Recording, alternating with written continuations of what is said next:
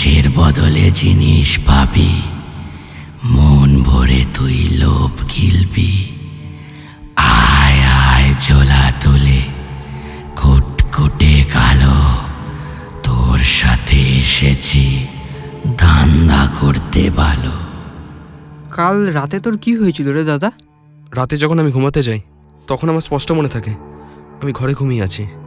ভোরবেলা যখন চোখ খুলে দেখি আমি ছাদে ঘুমিয়ে আছি। কিভাবে কখন আমি কিচ্ছু বুঝতে পারি না স্যার। এতে তো অবাক হওয়ার কি আছে? শোনো, তুমি ডাক্তার দেখাও। তোমার একটা রোগ হয়েছে যার নাম সোমন্যাম্বুলিজম। এই রোগে কি হয় জানো?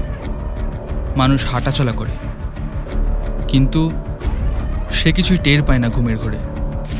শুনুন, আমি একটা তান্ত্রিকের খোঁজ জানি। শুনেছি উনি সব সমস্যার প্রতিকার খুব সহজেই করতে পারেন।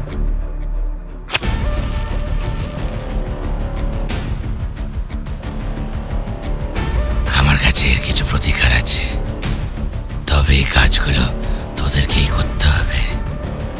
কি করতে হবে বলুন? তোরা চতুর্ভূতের নাম শুনেছিস?